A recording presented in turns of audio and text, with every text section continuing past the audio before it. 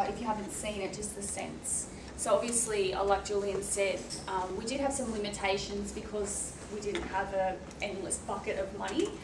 So we did develop a pilot tool to the best that the budgets allowed.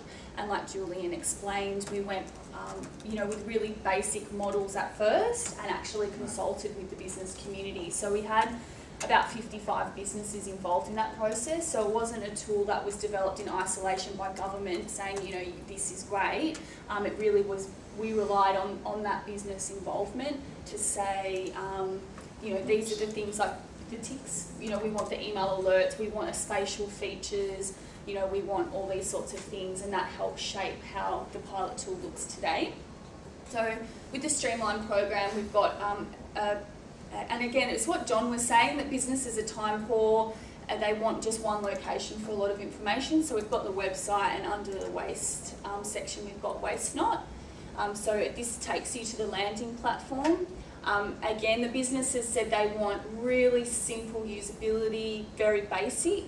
So, we've tried to keep it very clean and crisp. So basically you sign up, you register if you've got waste, you want to get rid of it, or you are a waste agency like Cedar or Veolia or Earth Power, whatever. But we'll actually go through and just show you.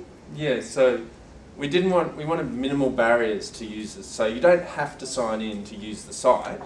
You can still just search for resources or services without signing up. But if you want to list something, or you want to sign up for email notifications, then you obviously have to give your details. And obviously this is, because it's all about networking and contact, there's the compulsory fields are a phone number, a business name, and an email address, and a postcode, so that you can search by postcode. This isn't... Oh, sorry. No. I was going to say, it has been really interesting, the communities of practice model and the peer-to-peer learning, because the businesses that have been involved in Waste Exchange, that have developed those relationships, they might have modified delivery runs to enable different things to be collected along the way to help with costs, or they're small businesses, they don't have...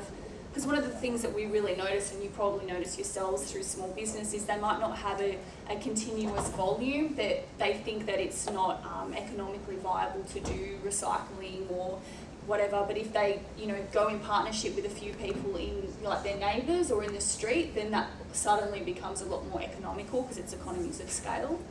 Yeah. So I'll let Julian walk through this one. So if I search by food waste, we pre-populated the tool with some data from the businesses in the area. And so if we search by food waste, we get all these are the food wastes that are currently listed. Now, one of the cool features of the tool that will only really come to the fore with broader use is that on the side here, it aggregates the total ton. Well, it converts data entered as in volumetric units into mass units where the data is available to do that. And it aggregates all the results so that in the search area that you're looking at, which can be reduced by a suburb or postcode. So if what's Para's postcode again?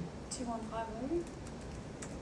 So I can reduce that, filter that search. It says within that, Camellia, it's 2145 maybe?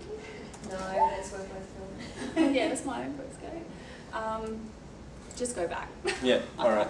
Anyhow, so you can filter it, but whatever your search area is, the orange box on the right aggregates the total amount of waste in that area. So you're getting, for policymakers and for planners, it sort of gives a sense of what's out there, and as more people use it, obviously, then that figure becomes more relevant. I think one of the questions we were getting, how does this differ from Recycling Near You? And it really is the level of detail. It's very specific in terms of, it will list a business, that it's a food generator, the quantities per week. So if you wanting, say I have a business and I want, so this first one is molasses, so that's one of their outputs from their food production.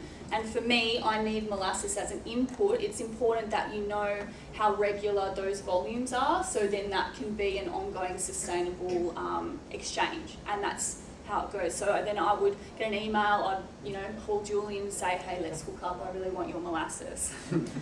And if you click on the business name, it'll take you to their information. And because they were a case study, AB Maori's got a number of success stories in there. And this is one aspect of the display we might seek to change, because it's not perfect, but you've got your contact details and a link to their website. And here's all the details of that business's, all their wastes that are listed on the tool. But I guess you might be more interested to see what the sign-in, the listing process is, because that's another innovative aspect. Because the unit, sorry, do you need to? We are going to have to wrap it up pretty soon, just because we have another presentation as well. So yeah, I encourage you, if you want to have a play, jump on the website and again, click and have a look at the spatial features as well. So it uses the Google Maps. So if you were a business and you wanted to see, I'm interested in that molasses, it shows spatially on the map where that is. And you know, you can work out routes and things like that so that it can help be in your already existing transport routes and things like that. And basically we're looking at the New South Wales Trust is always encouraging us to embed sustainability and to leave a legacy. So that's basically where we're at this point, is we'll be trying to develop a business case and talking to other councils or organisations to look to see if we can get some partners on board to continue it. So what Julian was saying is, you know, further refine the site, you know, marketing, promotions, engaging other businesses and start populating the tool. So if you're interested, let me know, and otherwise we'll just keep getting the information out there. Quick quiz, once you've established a relationship between two businesses that want to exchange something, are they meant to maintain that relationship online, or do they form some sort of private arrangement and no longer use the site? Or? Yeah, it's a good question. So what we found is some of the businesses that have regular outputs that are needed as an input, they actually become, you know, it's an ongoing business relationship. Yeah. For one-off wastes, you would expect it's just like, you know, using a trading post type arrangement. Yes. You're only interested on a one-off, and then, you know, you might not be that interested. But what has been interesting is these businesses have looked at modifying processes, looking at new innovation and technologies, and actually taking it that one step further than just a one-off. And it has, you know, created a closer community. So these businesses might have been, you know, quite close in terms of geographic location, but have never actually spoke. But now they're together and they're working at those ongoing improvements. Yep. So I know, we're conscious of time. So that's it.